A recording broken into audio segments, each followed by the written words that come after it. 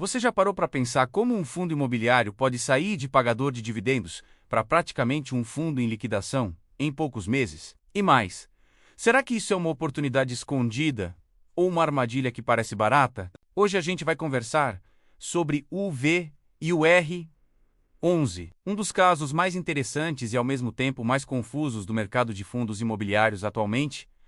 E eu já te adianto, se você olha só o preço da cota e pensa, nossa, caiu demais, deve estar barato. Calma.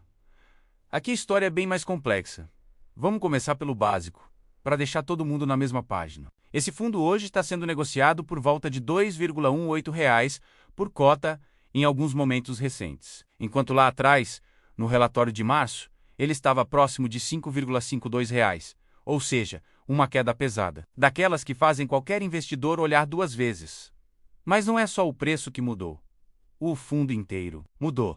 Antigamente, o V11 era um fundo imobiliário com vários imóveis hoje. Ele praticamente virou outra coisa. Atualmente, ele tem apenas um ativo imobiliário, o imóvel da Facamp, em Campinas, um único imóvel, um único inquilino, 100% da receita concentrada ali.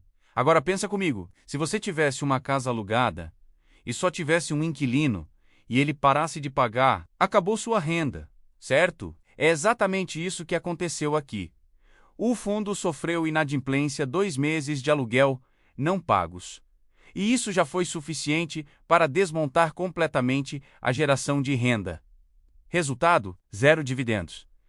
E não é só isso. O próprio fundo já deixou claro que a previsão é não pagar rendimentos até dezembro de 2026. Sim, você ouviu certo.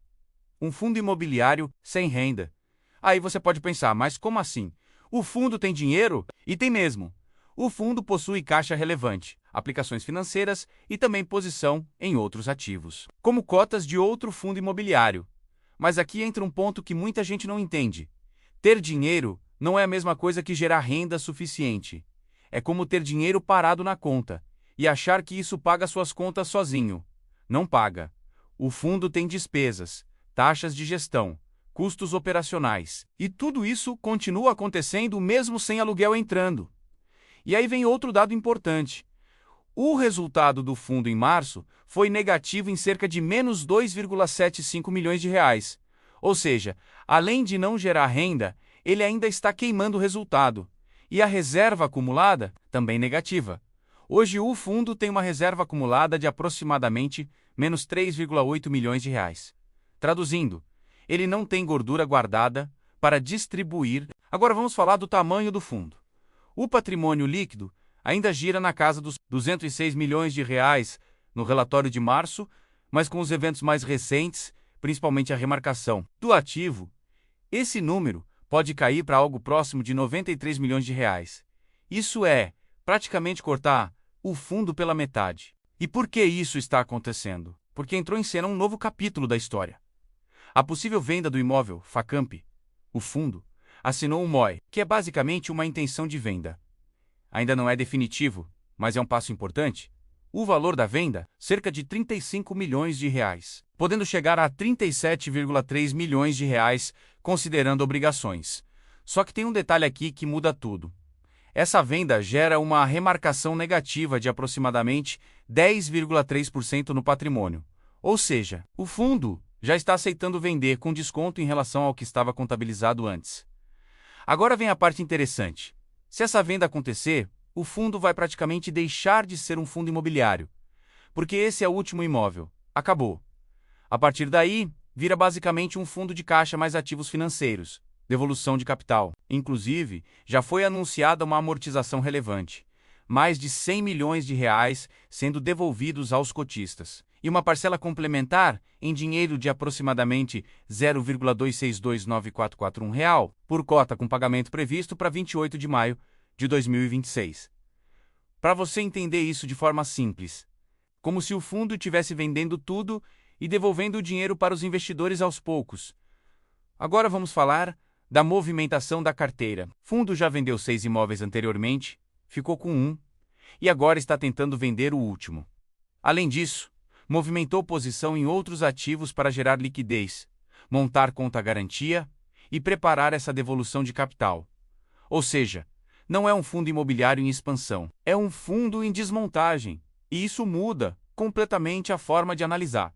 Agora vamos deixar isso mais leve, com um exemplo simples. Imagina que você montou uma pizzaria. No começo, você tinha várias unidades, várias fontes de renda, tudo indo bem. Aí você começa a vender as unidades, fica só com uma... E ainda por cima o cliente principal para de pagar. E no final você decide: quer saber? Vou vender tudo e fechar um negócio. Esse é o V e o R11 hoje. Agora vamos aos pontos positivos, porque sim, existem. Primeiro, o desconto. O valor de mercado está bem abaixo do valor patrimonial estimado, mesmo após ajustes. Isso chama atenção. Segundo, o caixa. O fundo tem liquidez. Não está quebrado, não está altamente endividado. Aliás, falando de alavancagem, ela é praticamente inexistente. A dívida é muito pequena perto do tamanho do fundo. Isso reduz bastante o risco financeiro. Terceiro, a amortização.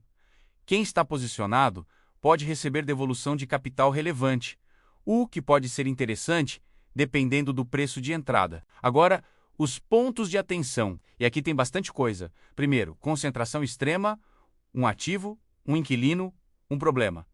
Segundo, inadimplência. Não é teoria. Já aconteceu. Terceiro, ausência de renda. Se você investe em fundo imobiliário buscando dividendos, esse fundo hoje não entrega isso. Quarto, incerteza. A venda ainda não é definitiva. Tem prazo. Negociação, risco de não acontecer. Quinto, execução.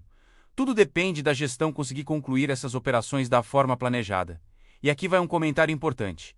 Esse não é mais um fundo imobiliário tradicional. Ele virou quase uma situação especial. E situações especiais podem dar muito certo, ou muito errado. Não existe meio termo confortável aqui. Ou o investidor entende exatamente o que está acontecendo, ou pode tomar decisão baseada só no preço e acabar se frustrando. Então, se você está olhando esse fundo, a pergunta não é mais qual o dividend yield, a pergunta é: você entende essa reestruturação? Você entende que está, na prática, participando de um processo de liquidação e devolução de capital? Se sim, pode fazer sentido analisar. Se não, talvez seja melhor buscar algo mais simples. E para fechar, fica a principal lição desse caso. Fundos imobiliários não são todos iguais. Alguns são renda passiva tranquila, outros são verdadeiros cases de mercado, cheios de variáveis, riscos e oportunidades. E o VI11 hoje está claramente no segundo grupo. Se você chegou até aqui, de verdade, muito obrigado pela sua atenção.